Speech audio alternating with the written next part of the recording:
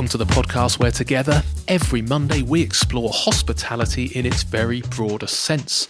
From culture and cooking, cocktails and coffee, nutrition and farming, politics and animal welfare, organic and sustainability, family and business, entrepreneurship, and much, much more. Come and learn with me, Mark Cribb, about where our food and our drink comes from, and the businesses and, more importantly, the human beings that thrive on where we decide to spend our time and our money. Sign up to our weekly newsletter at humansofhospitality.co.uk and hit subscribe on your podcast player of choice. I think it's fair to say that from a global perspective, we are living through uncertain times. In particular, I hope as a listener to this podcast, you are asking questions about what to eat, where to purchase our food, and how our food choices are impacting the environment and world around us.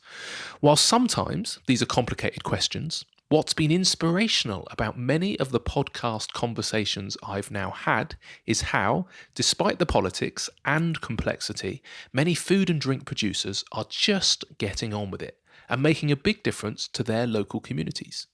As this week's guest, Andrew Parry Norton, puts it, what's on your doorstep is the most important thing. Once you get that right, it spreads from there. Now, Andrew's lucky. He happens to have the beautiful landscape of the New Forest literally on his doorstep. As a commoner, as well as a farmer, his animals can truly range free through heathland and ancient woods. Sometimes they range a bit too freely, as you will hear. In this programme, we explore the peculiarities of commoning history. We also discover how, and even more fascinatingly, why we are seeing the return of regional native breeds, such as ruby red cattle and saddleback pigs, rather than the influx of larger continental breeds. It makes good business and environmental sense, especially now that the commoners have their own shared brand, the New Forest mark. In essence, to support a more artisan, kinder, traditional approach to farming, Andrew needs to charge around 10% more and supply more directly to the end consumer. Is this the way other regions could go? I very much hope you enjoy this week's conversation. Andrew Parry Norton, thank you so much for sparing the time on the podcast today. Very much appreciated. Here to chat all things commoners, I guess, and farming. But can you just say where on planet Earth are we, please, Andrew? Yeah, well, we're in the New Forest, place called Cadnam. We're sort of down a little dead end lane in the middle of nowhere.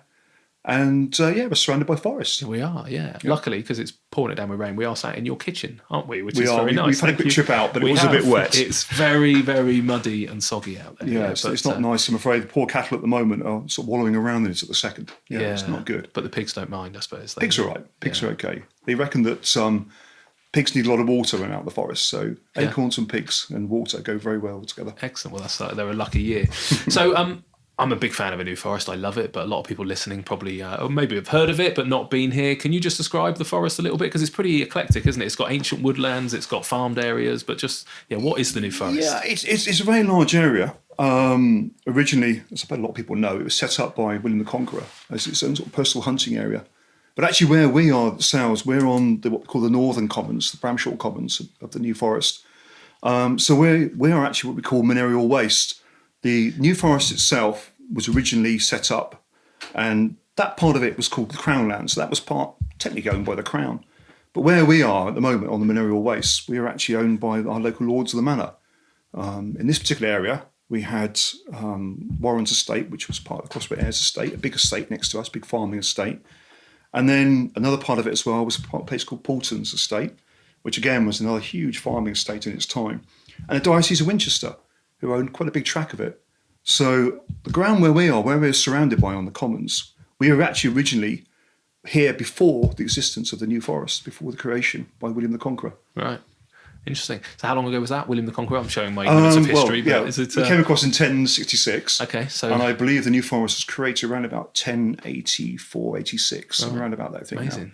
So the commons... 1,000 years ago. Yeah, so the commons themselves were probably in existence, few people reckon, 200 or 300 years before that date as well, the commons were about. Okay, and by when we say commons, they were used in essence for livestock even back then? Yeah, they were basically land, manorial waste. They were generally, as a rule, poor ground that was not suitable for farming. So the topsoil was always very thin. And all the local farms, even some of the small houses, had the right then to turn out their animals on that bit of waste ground.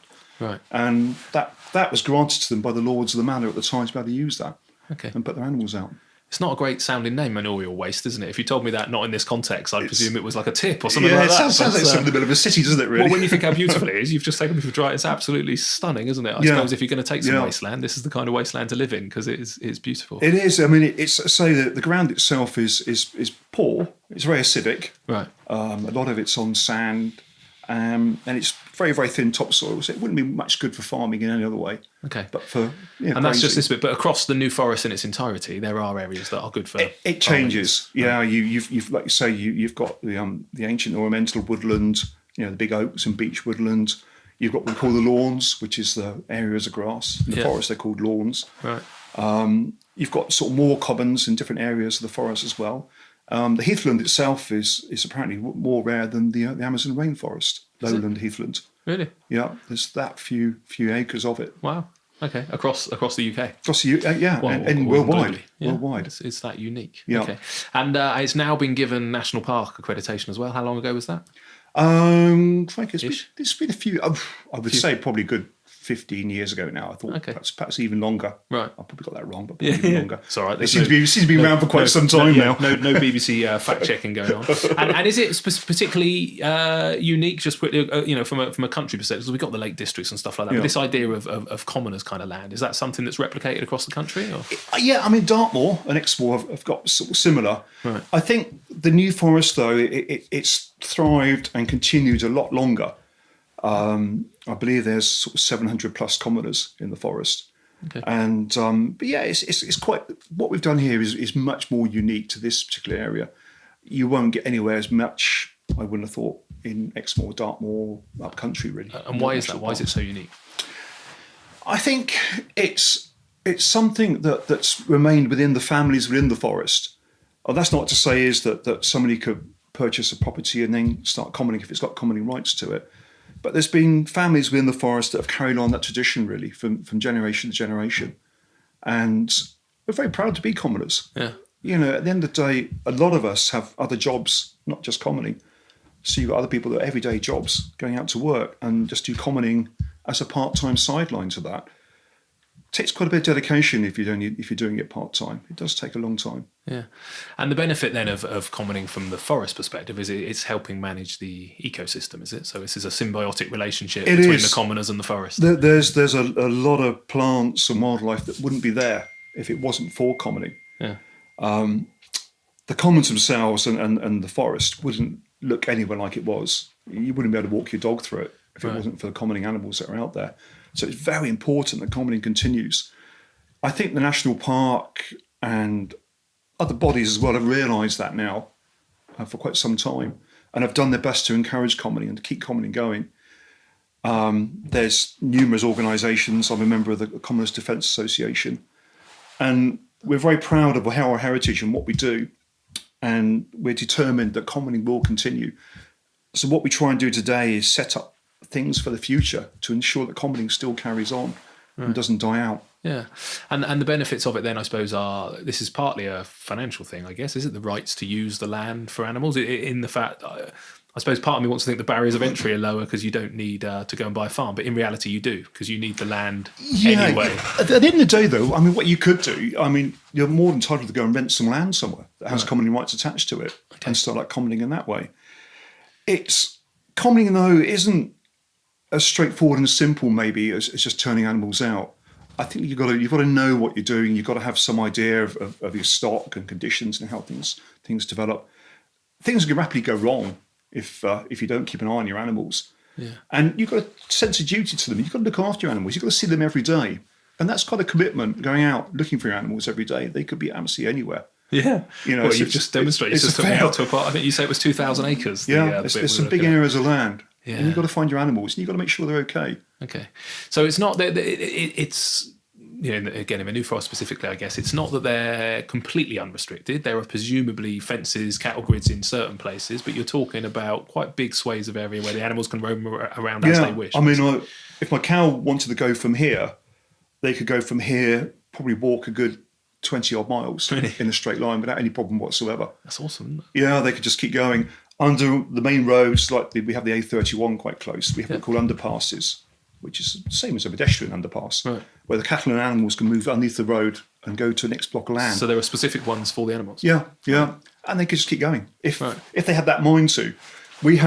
We bought some new sheep probably a couple of years ago, and we turned them out amongst our other sheep.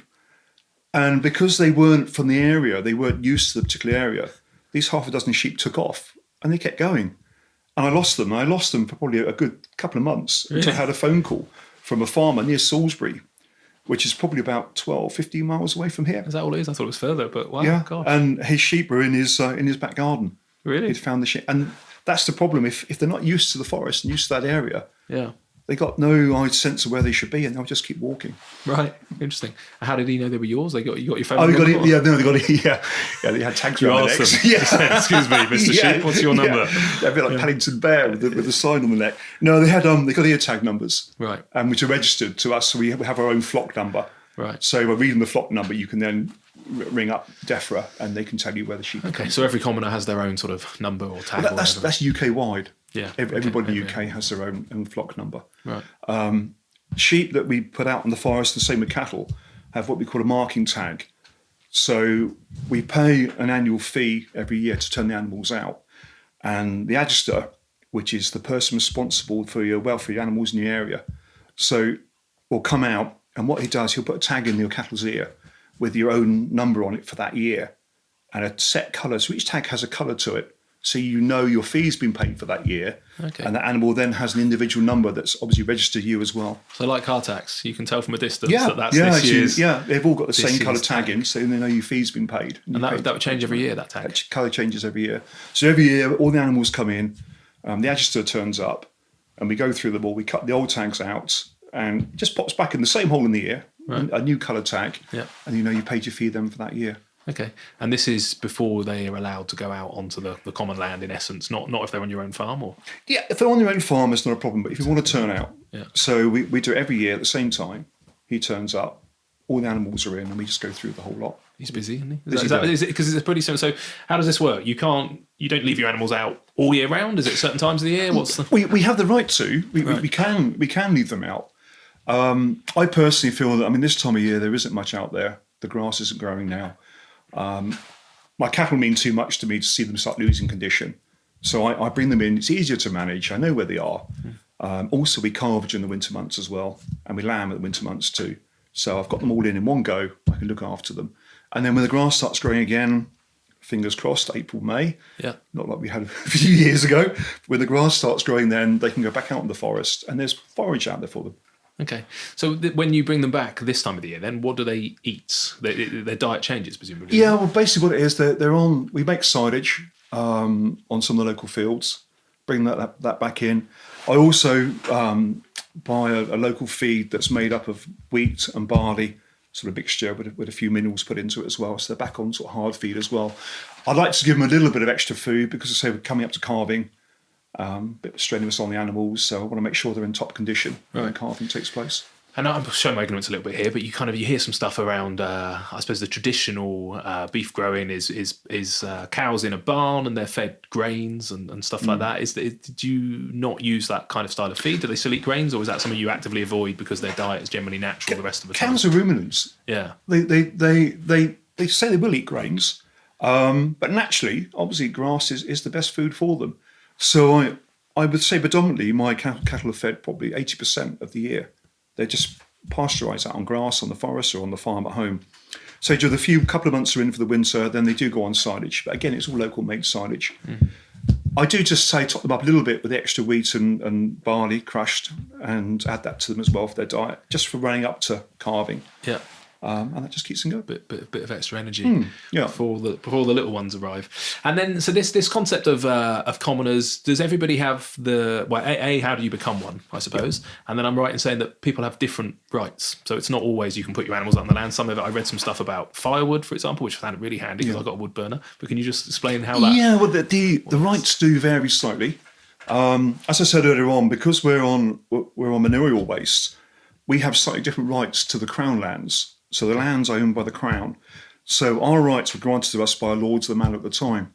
So we have the rights to turn out sheep, which a lot of commoners don't have that right. That's quite unusual. There's only about 2 or 3 of us that could do that. Why specifically sheep?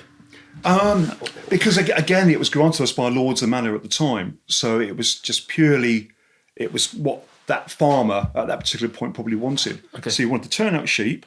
We have the right to pasture, so we put cows out and ponies out and that sort of thing. We have the right to pannage, but pannage in the Crown lands only exists for maybe a couple of months on the Crown land. We have the right to turn up pigs all year round, so we don't have to stick to the pannage season. Okay, and just a lot of people won't know what pannage is. I only do because I knew I was coming to see Oh, you, right, so I okay. thought I better not look a complete idiot. But this Yeah. is eating acorns, basically. It is, yeah. Basically, what it is, the acorns drop in the autumn, and then the pigs are turned out to eat the acorns because the acorns are poisonous to ponies. Right. So the pigs are out there doing a job, clearing up the acorns. So they have that right as well. We have a right to say turn out all year round. Yeah. The only thing is I'd say about that is that on the commons there isn't the food all year round. Right. I turn out pigs for the autumn because obviously you've got the acorns and we've got the beech masts and that sort of thing. But I do bring mine in. Okay. The spin-off from that is that the pork is just quite amazing. Yeah. We still have to pay a marking fee for turning out, so we still pay. So how long do you leave them out in the forest for them generally? Well, mine are probably out for about sort of 2 months, 3 months at the most. Yeah. If I can find them, I need to bring something very soon now, actually. Really? They're ready for Christmas as well. Okay. And when you say if you can find them, can that take time sometimes? Or? Pigs, yeah. Some groups of pigs will hang around. And I've got most of mine in, but there's 6 of them I put out probably a couple of months ago.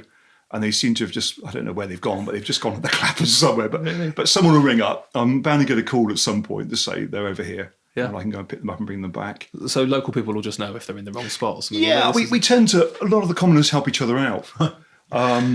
Sometimes a sheep will come in from my neighbour, my bar sheep and that sort of thing, and a quick phone call, or a cow or a pony. We tend to look out for each other's stock, really. Is there a problem ever with, I suppose, either getting eaten, attacked, or poaching or anything like that? Does that tend to happen? Or? We've had a few instances over the years. We had a spot of bother with somebody out with dogs chasing sheep down. It is a very few minority. It really is very, very small. But we've had a few issues just lately when unfortunately people end up in the wrong place at the wrong time. People need to, I think, to understand more about livestock and how they react. Dogs tend to be a bit of a problem when people let the dogs run loose. And it's not necessarily what you do with your dog. It's what someone's done with their dog prior to you turning up with your animal. If a dog's chased the cattle that have got calves with them, and then you turn up with your dog on the lead, the cows are all stirred up from being made aggressive by their dog chasing them. So I think what we're trying to say is to a lot of people now, and we've got a poster campaign going at the moment, is if you see cattle on the forest, keep your dog on the lead, but give them a really wide berth. Please don't walk through them. Just go around them. And secondly, if you were unfortunate enough that the cattle did come towards you, let your dog go. Your dog can outrun the cows any day. Right. If you can possibly slip the lead off your dog, let the dog run on, and the cows will leave you alone. Okay. It's purely the aggressiveness towards the dog, but you don't know what's happened to them prior to you turning up. No. I'm laughing, imagining my dog, who's utterly terrified, really, of most animals he meets in the forest because he's a complete and utter softie. So going back then, you were explaining you've got particularly good rights then because of where you are, but that's not always the case. No, I mean basically we've got the right to pasture sheep, to put up pigs all year round. Estovers, we're allowed to go and collect firewood. Okay. That's where the old expression comes from, hook or by crook. In days gone by, you used to be able to go out with a hook or a crook and you could pull down dead branches. Right. And as long as you were able to carry that amount back, you were allowed to keep it. Right. And that was our every hour. Right, constantly backwards and forwards. But that was where the hook or by crook expression came from. Okay. But I think you had to be very careful in those days because if you're caught taking down a live branch, you'd probably end up on a one-way trip to Australia. Wow. Okay. Back in those days. Yeah. But that was one of the rights. We have the right to Turberry, collect turf. Okay. Which you use for what? Fire. Okay, but be honest with you, I don't think the National Trust would be particularly very impressed if I started going out and digging holes all over the place. So we do have that right. And the other right we have as well is the right to marl. To marl? Marl, yeah, M-A-R-L. I think it is. What it is, the forest itself is a quick geology lesson. It's built on a syncline of chalk. The Isle of Wight being one end of the chalk, and Pepperbox, Salisbury Hill area is the other end of it. And it's a big dish-like shape.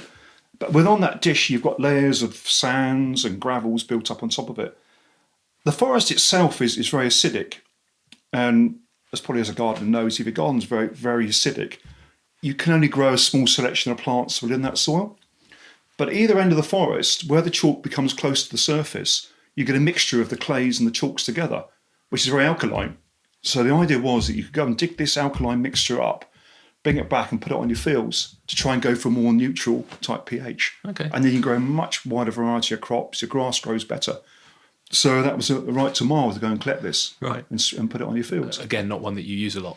No, I don't think they were very impressive. I started digging holes again, but yeah, that was quite a common thing. Okay, but on the Crown land, where there's also commoners, you may get lesser rights. You do. And what defines those? Is it related to the property that you purchase within that space? How are these passed on? Years and years ago, it was the chimney breast. The rights of common were attached to your chimney breast. Okay. So what you did, if you decided your house was getting too old and dilapidated, you can knock the whole house down, but you had to keep your chimney breast. So you rebuilt your house around that chimney breast. There's an example not far from here, a place called God's Hill, when there's a chimney breast stuck out in the garden. Right. And the commoners built a new house, but kept the old chimney breast to retain his rights. So it was the location of the chimney breast that was important, or the number of them, or just having one? Because you think about it, the chimney breast was your centre of your house. It was your warmth, your cooking, everything went to it. So your commonly rights was attached to that. It was revised, and I think it was around about the 1960s. There was a commonly revised act, but it was moved on to the land. Right. So the commonly rights were then attached to your land now, okay, and the property, not just to your chimney breast at that point. So basically, if you went out and bought a piece of land or a cottage that had commonly rights to it, you can turn out. There's a register, and I believe it's kept, funny enough, years ago at a little village church near Lyndhurst, but I think that's been moved back now to the Verderer's office at Lyndhurst. But you can go there and you can find out what rights are attached to your property and what you can do. I love these quirks of English eccentricity. It's great, isn't it? It's just amazing that all of that history exists. So would this be loads of properties in the forest would have commoners' rights, or is this quite rare? Is it a small percentage? It is a small percentage. Right. It's cottages that were land that was around at the time when these rights. Okay. William Conqueror introduced some pretty draconian laws within the forest itself, and later on it was trying to be watered down. So these rights were given to some of the local landowners to sort of try and appease them slightly. Right. So the motivation was he rocked up, basically wanted to take over a load of this land as his sort of like little hunting paradise not far from London. Is that the story in essence? And therefore to appease the locals, he gave them rights, which were rights not William the Conqueror. I think if I'm trying to go back in my history, make sure I'm right about this, but it wasn't William the Conqueror. It was watered down later on. Okay. William the Conqueror himself imposed these quite strict rules. Yeah. I mean, one of them that's still, you can still see the evidence now in the Verderer's court, which I can tell you about in a second. About the Verderers, I'm sure you're going to ask me in a sec. But the Verderer's court, and there's a stirrup on the wall, hanging on the wall up there. And what it was, William the Conqueror was so worried about his deer that any dog that was too big to pass through the stirrup would have one of its claws removed off its front feet to lame it, basically. Wow. So it couldn't kill the deer. It's harsh. So that was the rules. It was if you found killing a deer or damaging a tree, you were hung for it. Wow.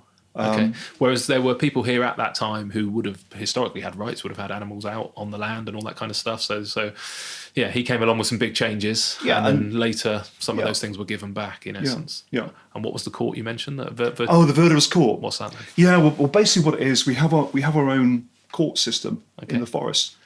We have elected what they call verderers. So we have some that are elected by the commoners themselves. We have a certain number of verderers that are appointed from DEFRA, the ministry. We have an official verderer that runs it. Now he's appointed by the Crown. At the moment it's Lord Manners. And this court sits once a month in Lyndhurst in a very, very ancient courtroom. Lots of old oak timber and bits and pieces. But if you have anything that you want to go to court to talk about, so it could be from fencing to marking fees, you can do a presentment. You can stand up in court and explain your case to the verderers, who will then consider it and then come back and reply for you. It's verderers, I think, is basically comes from the word green, obviously with the Norman word of it. Yeah. And traditionally, it was to look after the forest. Yeah. They can pass bylaws, they can enforce bylaws within the forest itself. And their main primary role is to look after the forest, to protect the forest, and commoning as well. Yeah. And who are they looking on after the forest on behalf of? This is because it's at the end of the day, I think long back in history they were probably there to look after it for the crown purposes. right. But gradually, as time's gone by now, they look after our interests as commoners. So if I've got a problem, if I've got a boundary fence where my animals keep getting through, I can go there and make a presentment about it and say, look, I need this fence fixed. If my pigs keep getting out on the A36 or anywhere like that onto a main road, again, that's something I can go and talk to them about. They're not actually allowed to talk in the court. The bench sit there. So you stand up and you make your presentment, and then they get a reply back what they're going to do about it later. Again, quirks of the law. Oh, it's an interesting place to go to. Yes. Yeah. It's public can go in there, look on the internet. You can find it when the verderers court sits, Really? and the public can go and sit in the benches and just listen to what's going on. Amazing. We had the panagic season extended this year, and again, a presentment was made at the verderers court because of the amount of acorns that were dropping. Because the verderers court defines the panage season, so they say it's going to go from this date to that date. Well, because the amount of acorns that was dropping this year, we need an extension to it. Right. And the verderers are the people that will grant you an extension. Okay. Because most people would only be allowed to let their pigs out On the crown lands, you've only season. got a certain period of time. Right. Yeah. Amazing. So the verderers court are the people that actually authorised you to keep them out longer. Okay, good. Well, that gives a great context to the overall. So coming back to you specifically, how long have you lived here? This was your father's farm originally, wasn't it? It's always been the family. Yeah. I've been sort of involved with farming virtually all my life. Did a bit of building work. And you're what, 28 now? Or? Sorry? You're what, 28? Are you? Well, that's very generous of you to say that. I think I'm weathering well. We've been here. Well, say I've been in the forest for nearly 50 years now. Right. And grandparents as well, or just you started with your parents? No. They on that side of it, the family, grandparents all the way through, really. Right. Okay. It's the commoning itself has gone up and down with the generations. You know, it's quite popular now. We had a spell when we struggled to make money. Yeah. And I was told that I'd make more money if I bought myself a digger and go and worked on building sites, putting houses up. Yeah. But I think you can't get away from it. Once you into commoning and farming, it never really leaves you. It's always going to be there, and it's always something that comes up. And I worked for a while in Somerset, and I took on a lease of a farm in Somerset.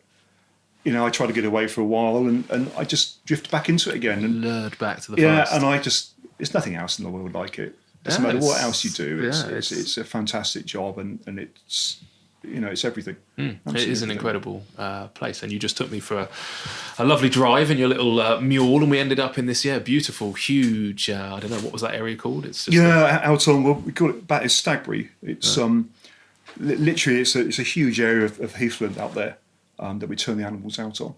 But just going out there on a summer's morning when the cattle looking for your cattle with the sun coming up, nobody about, and it's just the most incredible scenery. It really is quite fantastic. Yeah, amazing. So, what animals do you have then? Well, we turn up. We got the cattle. Yeah. We got a breed called Ruby Reds that come from Devon. I met them. I'll put a photo on the website. Very handsome chap saw us on the way round. Oh, they are so suited to our environment. Really? They're docile. They're quiet. Right. Very, very hardy. And they do fantastically on the heathland. They survive on it so well. And these aren't your I don't know, the stereotypical image of a cow is your black and white kind of Frisian, I think. Yeah, exactly. What's the difference? Clearly colour. They're obviously native. I mean, Frisians are originally Dutch. Right. They're native, and they're much more hardy. They're a beef animal, obviously. The Frisian side of it's a dairy, but they're beef animals. And they put on layers of fat through the meat, so they don't just develop a sort of layer of fat over the top of the meat. They lay it all the way through, and it just makes cooking so much better. Okay, and this is what do you call them? A ruby red, Devon ruby red. Yeah. When I don't think when I go into the supermarket and I'm in the meat aisle that you see Ruby Red specifically mentioned. You see Angus. Exactly, yeah. There is a big trend towards Angus, which is, Right. again, a fantastic beef animal. Yeah. But I'd swear by that if you can get hold of Ruby Red Devon, and if you look on the website, you just type that in. Yeah. There's a fantastic website for the breeders on there. Yeah. And they list the places where you can actually buy it from. Okay. There's a mail order service as well. Really? And it would be specified if it was Ruby, because a lot of animals, I understand, go to the abattoir and you don't really know. People presume they're buying beef, I guess. But if you buy from your local butcher and it's a Ruby Red, is that a premium? Would they specify that, or would it often just be beef? No, I mean, there's a butcher that I supply down in a place called Wimborne, and he only stocks Ruby Red in his shop. He won't stock any other meats in there. Okay. And you'll see it advertised all over the place. But I say, if you look on the website, on the cattle breeders, the Devon cattle breeders website, you'll give you a whole list of all the places you can go to pick this meat up from. And I swear that if you try a piece of that, a steak of that, you won't go back to anything else. Right. It really is quite something, actually. But the reason that they don't dominate the beef market is are they not? Because I guess a lot of our beef comes from the intensive, in a barn, 15 months is what they live, fed grain. Do they not like that? Not that any cow likes it. Not at all, no. The Ruby Red's getting more common. Once upon a time, perhaps sort of 20 years ago, you didn't really hear of them. No. But there's a trend now back towards native breeds. Back in the 80s, we had the March of the Continentals. We had the Scimitar breeds coming through, the Limousin, and huge muscle cattle, really sort of like an Arnold Schwarzenegger, really. It's huge, great things. Okay, and that's why they were popular, because of their size. Because of the size. But the problem was you lost the flavour. The other thing as well is that you had to poke so much food into them, right? Constantly giving them food to keep up that size of that bulk. And there was no flavour. You had these great big, very lean joints that didn't cook well, had a tendency to go tough if you weren't careful. So the native breeds now, people are starting to realise now that native breeds, they're here for a reason. They've been developed in a specific area because they're suited to that environment. And so instead of putting in a continental cattle in the New Forest, put a Ruby Red Devon, although it's a couple of counties along, they're more suited to our environment. They cope with the wet, they cope with the food conditions. We had that drought when a lot of the grass was virtually burnt off. They never lost condition the whole time. They still kept their nice rounded stomachs, their fat on their backsides. They never lost it. How? So, well, they process it. It's the development of the stomach and how the stomach works. Wow. And how they forage and how they graze. What they tend to do is if they can't get the grass in a particular area, they'll go and start pulling off sort of branches off the beech trees or anything else they can find. They've got this intelligence to go further. Instead of just standing there bellowing to say they're hungry, they'll go out and forage and they'll look for it and they'll move around.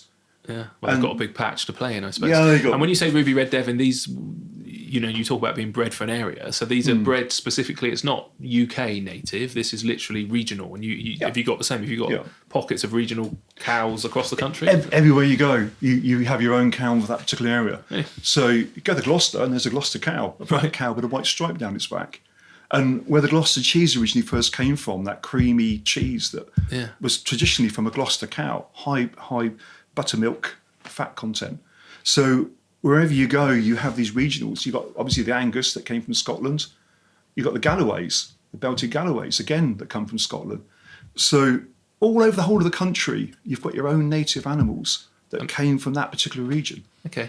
What are they? So they're not a species. The species is cow. What are they called? There's regional. Yeah, they're just a breed, a regional breed. Yeah. So how many would there be then? I'm not looking for a specific number, but you're talking hundreds, dozens? Yeah, probably 30, 40 plus. That's pretty cool, isn't it? Yeah, each area developed its own breed. And it developed it because of the conditions in that area. Yeah. So the cow was specific to cope with those conditions. And this would be over what time period? Hundreds of years? Yeah, exactly. Yeah, the 1600s, 1700s.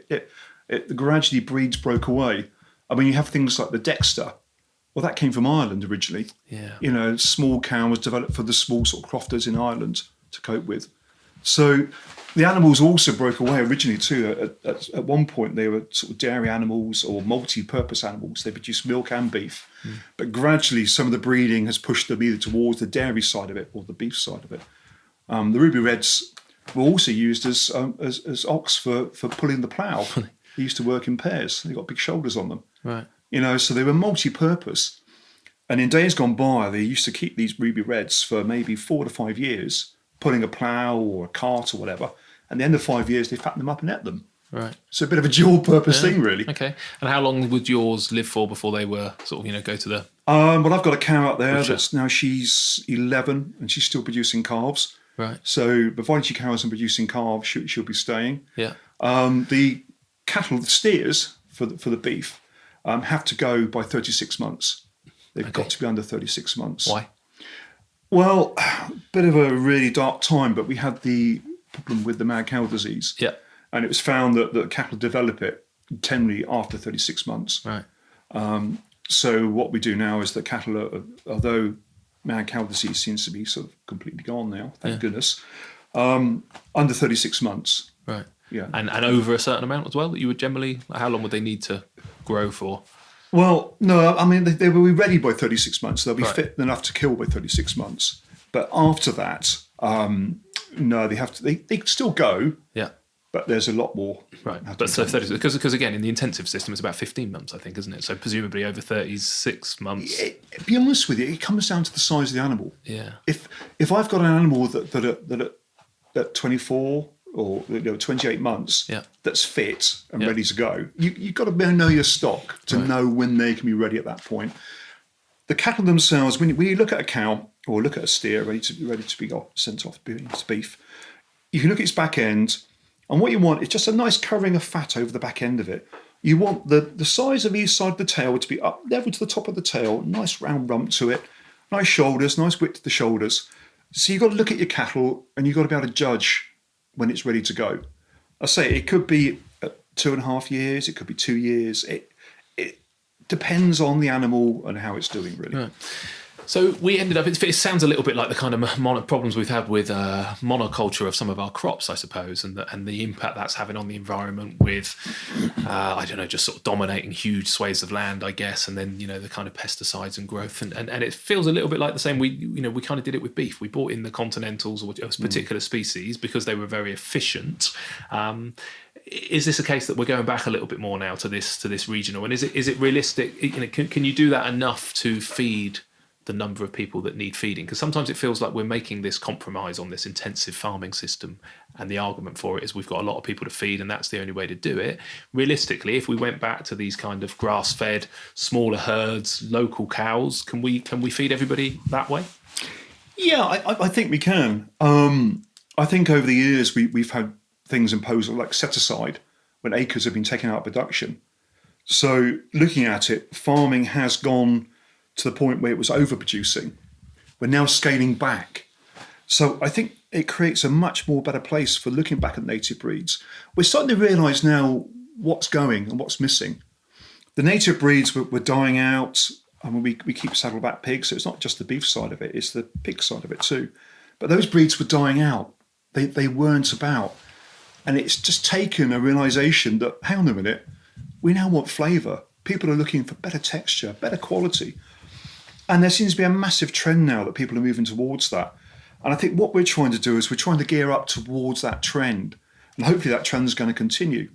You've got the famous chefs on television, River Cottage, etc., all extolling the virtues of home-produced meat and home-produced food. And people are looking up now saying, well, actually, I wouldn't mind a piece of that. I wouldn't mind doing that. And what I've always said is that spend a little bit more money, buy a decent joint of beef or a pork, and have something that's got a flavour to it. You don't eat meat then every day of the week if you don't want to. You don't have to do that. And obviously it's advertised that you shouldn't. But spend a bit more money from that Sunday roast and buy something that's a bit more local, a native breed. And I think once you've done that, I'm pretty sure you'll never go back. So I don't think that's just because of flavour. I think for a lot of the motivation for people is animal welfare. So I think they're just looking at it and go, yeah, actually rearing a cow in a barn for 15 months and feeding it grain is not a pleasant experience. Whereas yours, I mean, having the new forest to roam through is fantastic, I suppose, isn't it? Yeah, I mean, they're free range. You know, they graze on what they want, on the herbs, the different grasses out there, completely free range. I think what it is at the end of the day is that people also like a story behind what we're producing. The other day I was shopping with the wife in Winchester and had a phone call from a local butcher, one of the butchers I supply. Had a lady in the shop asking what breed of pig that my pork was on the counter. Right. I could tell her. Yeah. And also I could also tell her almost exactly which pig and which batch it was that went. Yeah. And she was chuffed to bits with that. And that's what people like. People like the story behind it. They want to know that it's been reared, like you say, properly. Yeah. It's been fed properly. It's had a cracking good life for the time it's been here. And that animal it's reflected in what you get from the animal. The better life you give it, the better your product's going to be at the end of it. Yeah. It's simple as that. You look after it well, and you have to do it the ultimate justice, because you've got to eat it. Unfortunately, that's what it's there for. But at the end of the day, if you look after it well, then that product that you have at the end of it is absolutely going to be superb. And what's so again, you've got the kind of people, I suppose, who would say, no, you don't need to eat the animal, but actually the benefit of having the animals on the forest is interesting, I think, isn't it? Because there's people who say, no, we just don't eat animals. Yeah. But actually the flip side of that argument is you need the animals to manage the land. What benefit do they bring then to the forest, and what would happen to the forest if you didn't have this kind of, I think if you don't cut farming. your lawn for 3 or 4 months during the summer and have a good look at it, that's what would happen to the forest. It'd be overgrown, the gorse, the shrub would take over. You wouldn't be able to walk, you wouldn't be able to cycle, you wouldn't be able to walk your dog in it, ride your horse through it. It becomes absolutely impenetrable. But like I said earlier on, though, that it's for the habitat that's developed from it, from the hundreds and hundreds of years of commoning. We've got the plants, we've got the bird life, we've got everything else that comes to the forest now. Purely the fact because it is grazed. Simple as that. So at the end of the day, although it benefits us, animals, grazing the forest, the general public and anybody else that comes to enjoy the park, animals have to be there for them to enjoy it like it is. Yeah. Yeah, it's interesting. Okay, you mentioned pork as well, and you've got some specific breeds that I suppose you've got the traditional heritage breeds, the rusty reds, but you've also got this slightly more modern approach to going with pigs. I was reading something about longer backs. Can you just explain that sometimes there is a need to I think although I'm very much traditional breeds, we still have to encompass a little bit more of the modern side of it as well. So we have saddleback sows, Hampshire saddleback sows. So right. Great big sows. They've got a white band over their shoulders. Very docile, very milky, producing lots of piglets and a good size. And they do very well on the forest. What I then do is I cross it with what we call a land race, which is slightly more of a modern breed. It's a white pig. It's a big boar. They have longer backs, slightly more rounded back ends, because obviously that's the expensive meat in the back ends. So what we then produce what we call a blue pig. Now, these piglets have got almost like grey-blue spots on them, but they have the characteristics of the land race, which is the long back, obviously long back, more pork chops, but they have the hardiness as well of the saddleback. So they grow quickly, they do well on the forest, they forage, but they have also the quantity of meat on them. So we mustn't lose sight, although we're still looking at native breeds, we mustn't lose sight that we're still a commercial farm in many ways. We still have to make a living. So what I don't want is a piglet that's going to take years to reach the size to kill. I want something that will grow, but still retain its flavour, still retain the hardiness, but still have slightly some modern characteristics to make it grow a bit quicker. Right. Okay. And then same with sheep was one. What blew me away with sheep that I was reading is how little you get for a fleece, for the wool of the sheep. Why is it so? How much is it? 20 pence or something ridiculous? Oh, crikey! Yeah, I mean it's 20, 30 pence a fleece. Why is it so little? I thought wool was. Is it particular types of wool that are good? We've basically the wool industry in the UK is now completely gone. Really? We obviously the mills that used to be here and that sort of thing that doesn't exist anymore. It's something that the price has dropped and dropped and dropped. Although there are some sheep that have much better fleeces that will fetch a little bit more money for carpets, that sort of thing. But it doesn't even cost the price of shearing them. If I had a shearer come in, I get charged over £1 a sheep to have them shorn. Right. I get 20 pence a fleece. Yeah. It just isn't worth it. And do they have to be, certain sheep have to be shorn, do they? Yeah, well, what I've done, and one thing about farming is that you should never stand still. You should always look at different ideas, try different things, different thoughts. And there's a breed called the Wiltshire Horn. Yeah, I had a look on the website. What a handsome breed that is. With they were fantastic with the horns. Amazing. They're originally up on Salisbury Plain, I think originally came from. Right. So they're quite used to living out in quite wild conditions. But they don't need shearing. Right. They almost have hair instead of fleece. But they're still a nice big ewe, good size, good frame, which is what I'm looking for, obviously, for the lamb, for the meat side of it. But they are very, very hardy. So what I did this year, it's an idea I've had for a while. I went out and bought only just half a dozen. And And I thought this year I'll try them out in the forest. I've got them on the farm now. They're in lamb now. Try them out in the forest. Just see how they get on, really. You've got to experiment. As I say, you mustn't stand still. Always think of new ideas. Always try something different. Because you never know, it might work. Yeah. If it doesn't work and they're not suited, I haven't really lost anything. I can send them back and sell them again. Right. But it's worth a try. And what would define their suitability? How they cope being out in the forest on their Todd, basically? Yeah, I've got to look at their condition. Yeah, make sure they don't lose condition. Right.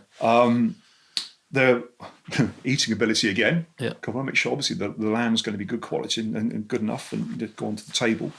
But also say, condition-wise, so to make sure they can forage well on the forest and they do well. At the moment, they're looking good. They're doing very well. Obviously, pretty wet and horrible at the moment, so anything that's doing well at the moment should be okay in the spring. But I think they'll do well. And what I do is I'll probably put them maybe onto a ram, maybe a Texel, which is like a slightly heavier, meatier type sheep. And then the lambs I should get off them should grow fairly quick, do well in the forest, and hopefully eat well. Right, amazing. And then just to go back to that shearing thing. So I said, with normal sheep, but why do you have to shear them? The fleece just keeps growing. Right. And the other thing as well is during the summer months, you imagine the poor thing with a fleece on it. Okay, so it's as simple as that. It's just. But also from the welfare point of view as well, because during the summer months we get what we call fly strike. Right. So if a sheep's got long fleece on it, these flies will lay eggs, and there's nothing worse than seeing a poor sheep that's got maggots. It's pretty awful. Okay, so that makes sense. That it's got to be done. So if you can get a sheep that doesn't need shearing, that's happy in the forest, and to be honest, it saves me that pound. Although I shear myself, but it would save me a pound a time to have them shorn to produce a fleece that's virtually valueless. Yeah. Still feels disappointing that there's no market for those fleece. So someone asked me the other day, is there any way you can make teddy bears or dolls or something? That's an awful lot. Yeah, and it's just a real pity. It is. It really is a pity. I mean, there's a move at the moment though to use it for insulation. Oh, really? In lots and things like that. Actually, you get a lot of wool because there's a big growth in stuff going through the post, isn't there? Yeah. So I know lamb's wool is being used as a environmentally friendly insulation, isn't it? Yeah. For meat from fish through the post and stuff like that. There may be a market gradually that will develop. For that. Different to the wool mills, I guess. Fortunately, I think one things are gone, they've gone, and unfortunately, that's the same with the mills or anybody else really. Once they shut down and close, that's it. The market's closed for us. Yeah. Surely we could build a new one, but I suppose wool comes from elsewhere. Anyway, I'll go off on another tangent. Let's stick on this, which brings us to the New Forest Mark, actually. So there's lots of production, there's lots of stuff happening in the New Forest. I guess historically, as you said, a lot of meat would just go into the meat supply chain, and it wouldn't even say it was a rusty red, let alone where it had come from. Ruby red, thank you. I was just looking at my especially this time I'm going to get this name with the rain. Yeah, that's it. It's looking out the window and seeing the pouring rain. So what's the New Forest Mark? How long's that been, and is that a useful thing? It's the New Forest Mark have helped in many ways. Actually, I've been with them for a number of years now, and I'm having building work done on the farm to expect. I cannot produce enough with what I've got at the moment, so having new barns put up at the moment, I need to produce more because I cannot meet the demand. The New Forest Mark have branded my meat so people can recognise it. You go to a butcher shop and you will see the blue logo on there. You know it's local. You know there's a story behind it. You can even talk to the producer. If you look up in there on the website, you can get the telephone number and you can actually ring the producer up and find the story behind it. So what it's done is built a recognised brand for me that people know and they're asking for. The butcher that I supply, the main one down in Wimborne, has various different signs up and banners up and that sort of thing. And people look for it now. And that's really, really helped us in many, many ways. That's awesome, isn't it? So without that, quite possibly your dad telling you to go off and get a digger's license and be a builder would have stayed relevant. It's only because we're going back to that smaller farming and recognising. I've spoken to other farmers who say the same, that all too often their product just disappears anonymously. You get it out. Into the food chain. Whereas if you can brand it and be known specifically, that's great. Yeah, and say when people actually ask for it now, which is superb. It's done a great job for us, and it also it does help us be more competitive, command a better price. I can't compete with farms maybe north of Salisbury, the huge farms up there. We're only a small farm, but by producing a niche product that's marketed as a niche product, people look for it, and it makes my farm reasonably profitable. Yeah. Otherwise, I would never be here. Okay, and what sort of difference are we talking in percentage terms that you would need to farm in the way that you farm on a smaller scale for lots of benefits that we've talked about and reasons that I love? Are you talking about a 10, 20, 50% more that you need to charge for your meats to be able to cope with that? I mean, we're only talking with small margins. Really? I'm only talking perhaps another 10, 20% more. Right. But I think what you'll find is the world of difference. Yeah, and that 10% or 20% more is offset by the lack of shrinkage in your meat. Yeah. You put that pork joint in the oven and cook it, I can guarantee that you buy a pork joint from a supermarket, you're going to lose 10 or 20% in shrinkage and size. So though my product might be slightly more money, you still got the same size meat out the oven as what you put into it. Yeah, it'd be nice to think that the consumer was willing to pay that extra 10 or 20%. Partly you say it's a no-brainer because they're getting more anyway, but also just to support, a much better farming system and process. Yeah, I mean, there's a lot like me. There's other commoners all through the forest that produce this meat and and different products. I think what we've had before, the problem was we had before, maybe in the 80s, is that we were you get a huge influx of meat from maybe the Norwegian, Denmark, especially Denmark, and pork prices would drop and plummet. You couldn't guarantee next week to the following week what price you're going to get for your pigs. I mean, I remember at one point for what we call weaners, which are piglets have just come off the sow, £2.50 each for them. And that doesn't even cost a bag of feed for them. So we were at the mercy of huge influx of different meat and things coming into our country. Now, with the New Forest mark, the prices are stabilised. I can forecast now what I'm going to get for my pigs 8 months, 10 months down the line, because we have a set price. I've got an agreed price with my butcher on what I'm going to get for my pig. And he says he wants 4 or 5 a fortnight. I make sure I can do that for him. But I actually can forecast now 10 months down the line, which in days gone by, you could never have done. And the same with the beef. We get a premium for our beef as well. And I get a guaranteed price from my butchers. It's something I've negotiated with my butchers, and I get a guaranteed price for them. So again, for the first time ever, we can forecast to the future what we're going to get for our products. Yeah, it's great, isn't it? And not an unreasonable expectation, because it's these things aren't the sort of things you produce on a daily basis. It takes months, if not years, to produce. So at the end of the day, we're our business, and we need to survive, and we need to look at the books. It doesn't matter how much I love farming. If I'm not sat here and I don't make a little bit of money, then I might as well be working cleaning the streets, because I can earn more money doing that. But at the end of the day, we still have to make a living. We still have to make a reasonable bit of money in our pocket, because we wouldn't be here. Absolutely. But it also has a benefit on the forest and now the national park and visitors to the park. There's a win situation all around. Is there, you say that demand has grown, which is great, and there's some consistency and you're expanding, which is brilliant. Is there a limit to how far you can expand based on the fact that you're a commoner and the animals go out onto common land? Does that put some restrictions on what you can do? Or? Yeah, basically what it is, we can turn out as many animals as we call backup grazing. So if for any reason the animals have to come in off the forest, I've got to have enough grazing to accommodate those animals. So I can't put out more animals than what I can reasonably have back at the farm. Right. So that restricts, obviously, the number of animals you're then going to put out. Okay.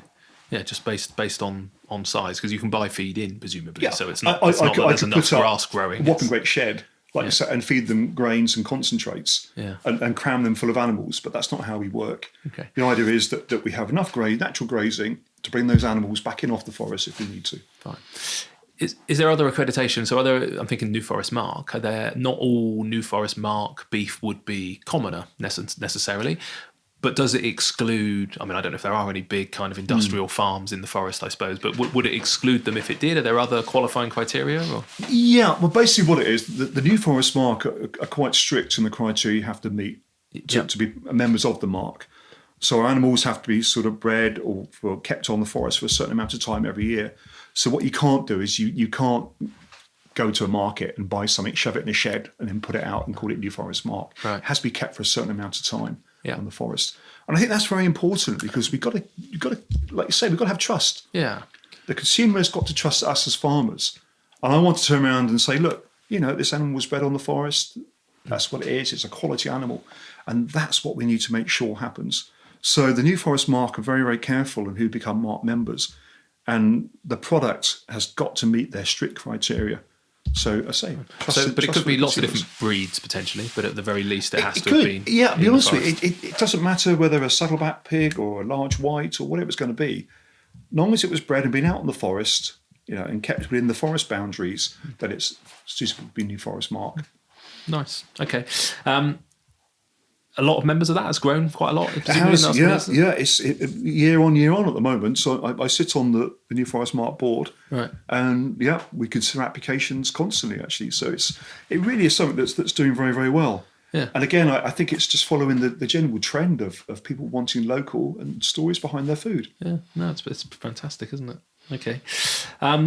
Other accreditations, so I'm thinking organic as an example, you presumably can't say that your animals are organic even though they're out in the wild and in the New Forest. Is that correct? Yeah, it is. Yeah. I mean, for all intents and purposes, we could be called organic. Yeah. We all the animals depasteurise on the forest. There's no fertilisers, chemicals used on the forest. So yeah, it is. The soil associations obviously who gives you organic status, and the farm itself could be called organic. It's certainly, or we could go through the accreditation period to become organic. I personally don't think it's going to do any benefit to me what I do. Mm. I think my main benefit is being the New Forest and being New Forest Mark and promoting that side of it. Mm. My animals don't have. Well, we're not allowed to have steroids. I would never dream of it anyway, or any other growth enhancers. We're not allowed to do that in the UK. And they're grown naturally. And I produce a product that I would feed to my 8-year-old without any qualms whatsoever. And if I can feed my 8-year-old on this meat and what I produce, then I've got no thoughts about not selling it to the public, because I know it's fantastic food, very safe. I think the reason I ask is I think it's interesting with all these different accreditations, and I suppose it's slightly confusing for the consumer. I mean, in essence, all food was, didn't need to be labelled, organic, something that we've bought in to kind of cope with the fact that some food is produced in not a great way. So it always seems a little bit ironic that sometimes people who are producing food as you are, in a very traditional way, in a very good way, can't necessarily get that accreditation, but it's unnecessary. It's almost better than organic, isn't it? It's kind of how food was originally grown, where it originally came from. It's the same that's been produced for hundreds of years. Yeah, it's exactly the same, and it's a product that with the New Forest Mark has helped us make it a recognised product, and that's what we really wanted. If you look at the New Forest Mark website, and you'll see lists of producers on there where you can buy any of this meat, New Forest meat, right? New Forest Mark, and there's other products. There's poultry, ducks, eggs, whatever you like on there, but all local. It's well worth looking up. Yeah, amazing. Okay. And as well as New Forest Mark, the other thing we touched on is the fact you are a national park. I imagine that brings both opportunities and challenges, does it? Is it overall, is that a good thing? What are the difficulties it creates? I mean, I look at it that there's always pros and cons. And I think the national park side of it has given us a lot of things, a lot of sort of pros. There are some drawbacks. House pricing is one. House prices down in a national park, I think we're the highest average for house price in the whole of the UK in the national park, which makes it difficult for commoners, commoning families to stay within the forest. Also, I think it's a big draw. It draws a lot of people in, which in some ways is good. I mean, apparently we're going to have something like 17.5 million visitor days of people coming to visit the forest. We're sat between Bournemouth, Salisbury, Southampton, huge areas, all being built on rapidly at the moment. A lot of people come in. That creates a lot of pressure on us with our stock, because sometimes we do have conflict between the stock and the public. Very rare. Occasionally a very, very small minority of people don't have the respect maybe for the forest they should have. They turn up, maybe let their dogs run wild, loose there, set up picnics all over the place. But that's just one of those things, and we live with that. That's not a problem. The other spin-off is as well that if all these people do turn up, if they all spent £1 with us on local produce, what a boom to the economy that would be. Yeah, true. And that's what we've got to try and look at. Look at the positives more than the negatives. Let's try and move forward. It's not going to change. The situation is not going to get any better. We're not going to get less people visiting the forest. So I think we need to look at it that we need to work with them. Yeah. Educate people, show people, talk about what we do, show them what we can produce. And if people can do that and we can work together, and the same with the national park, and it's working quite well. I find that working with the national park and the National Trust, we're moving forward together. Yeah. They're helping me. This year I had a grant towards a cattle crush from the National Trust, because it would help me with my stock, looking after my animals. They want to see the commons grazed. And so what they've done is they've helped me, and if they help me, then I'm willing to help them. So we work together. We've got to be more open to the public, more open to the bodies around us, and work together. Yeah, exciting in many ways, I suppose, like you say, isn't it? In the fact that there's so many people coming, and you have got such a phenomenal product, and the New Forest Mark helps with that. And the more you can do, I think with this, we chatted about this when we were driving around, but with the kind of climate emergency and people really wanting to know where their food comes from, and they want to trust the food supply, and I think that's been destroyed a lot in the last 20 years. The more you can open it up and say, look, come down, have a look at these incredible spaces where they actually see the sheep and the pigs. I know people driving through the forest absolutely love the fact that they get ground to a halt because all of a sudden there's loads of pigs and sheep just crossing the road in front of them. It feels like a phenomenally unique space, doesn't it? And I think also with the commoners themselves, I've got nothing to hide from anybody. Yeah. If anybody wants to turn up, and I'm willing to show people around and talk about it. Yeah. And I think that's what we got to do. We got to be more open with ourselves. Up to now, farming has been very insular and reclusive. We've pulled the drawbridge up and we've shut the gates. And that stereotypical image of get off my land type almost expression. Yeah. That has got to change now. We've got to be more open, and we've got to show people what we do and why we do it. And a lot of people, if you show people what we do and why that situation does, or why we do this, people understand. People follow it and say, well, okay, I do get that. And if we can do that, then it's all going to help us. Yeah, and I think it's essential, really. We chatted before to me about the BBC show that went out and the kind of images you see of the Amazon rainforest being cut down and these huge, intensive kind of cattle farms out in Argentina. And yet you are such a world away from that. Unless you open it up and let people come and have a look, you're going to get tarred with the same negative brush. Yeah, I mean, unfortunately, we've had quite a lot of bad press maybe over the last year at least.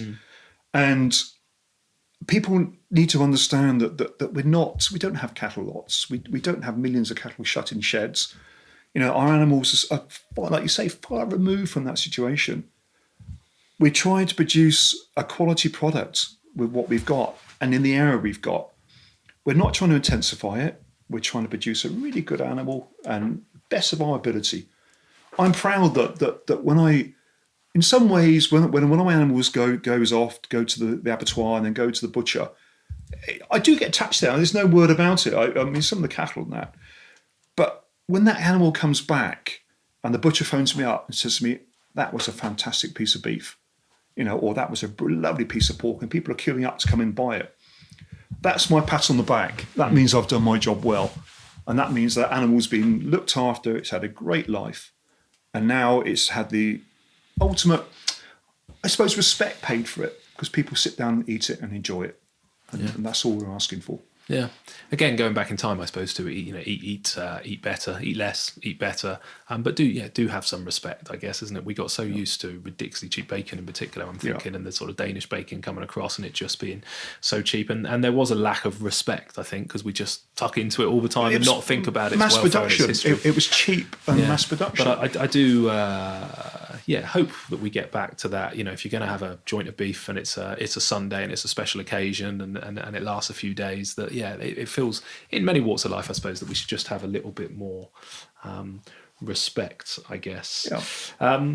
So I guess the future, really, how do you see this going? There seems to be this, and I mentioned this earlier, I was chatting to Guy from Riverford Organic, who was kind of like, things are getting worse and better at the same time. I had a similar conversation with Stephen Lamb from River Cottage, funny enough, you mentioned earlier, thinking about, how does he foresee the future for his kids? So on one side, there seems to be this continuing, and not just in food, but you look at Amazon and Apple, you've got these huge companies. And then on the other side, you've got things like the New Forest Mark. You say 8-year-old, did you say? Is that your son? Yeah. So how do you see this? Do you think your 8-year-old son in 20 years' time will be, doing what you're doing? Not necessarily because you want him to for respect tradition, but where's it going to go? On the farm at the moment, we're putting up a new hay straw shed. We're redoing a new cattle shed out. We're putting in new concrete in the yards. We're building up a new muck handling system. If I had any doubt on the future, then I certainly wouldn't be investing that sort of money in the farm. I personally feel that what we're doing is a model that will work anywhere in the country. everywhere in the country, whether it's Dartmoor, Exmoor, or the Lake District, what those farmers or commoners in those areas produce is unique. More and more people want these nice regional local foods.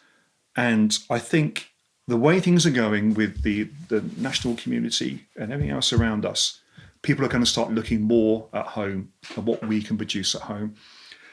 We need to build the trust up between ourselves and the public. And if we can do that, then I think the future is quite rosy in many, many ways.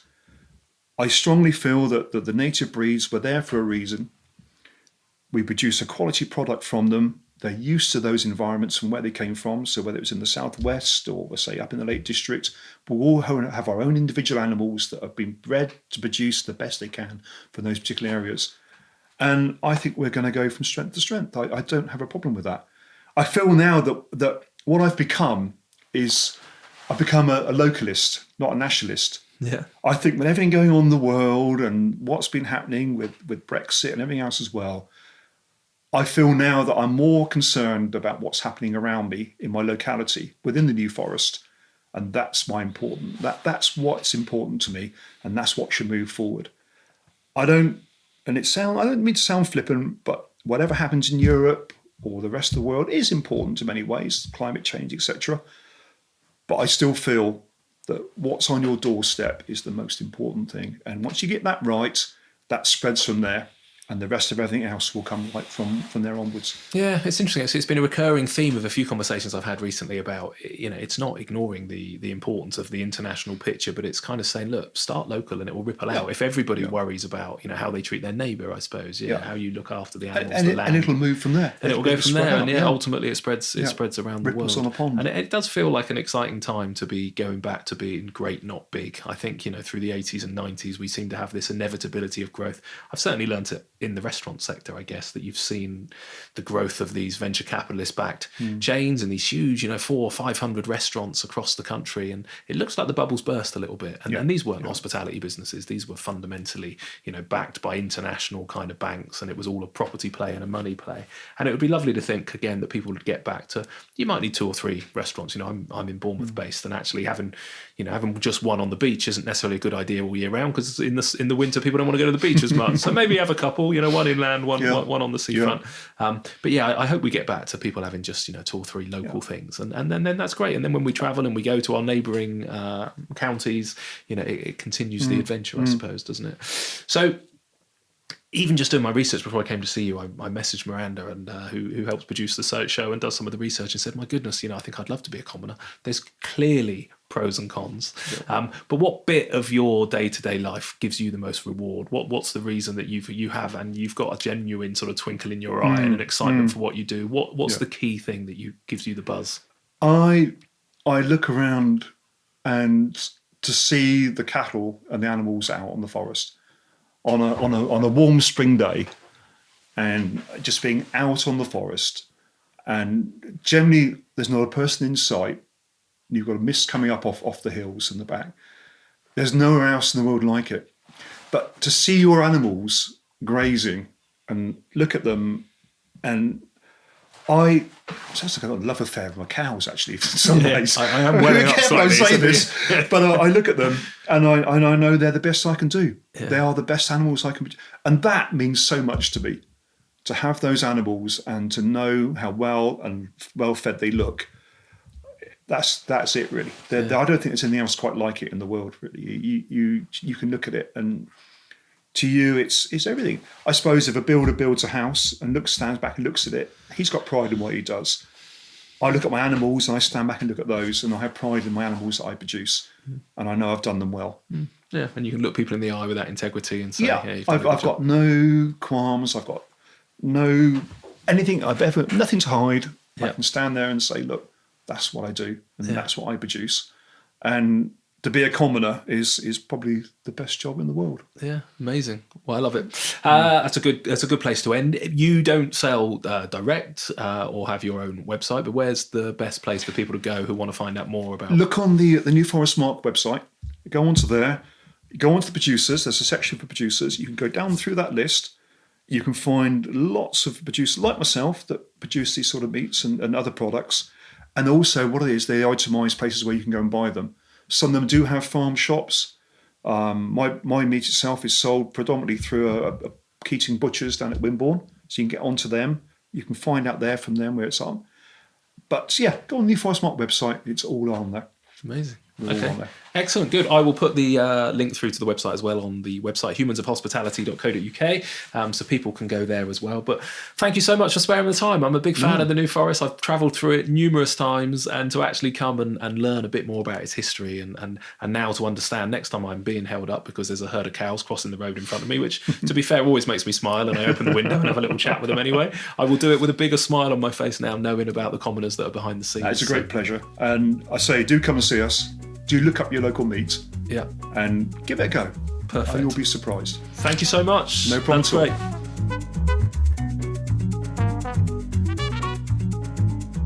Thank you so much for listening to this week's podcast, and remember that on the website humansofhospitality.co.uk every week we put on some show notes and some links through to the various websites or social media that are mentioned, and we also do a nice little breakdown of that week's conversations into specific topics, so you can jump through the podcast and just listen to some of the highlights if you wish. If you've not done so already, if you could leave us a review on iTunes or one of the other podcast players of your choice, that would be hugely appreciated.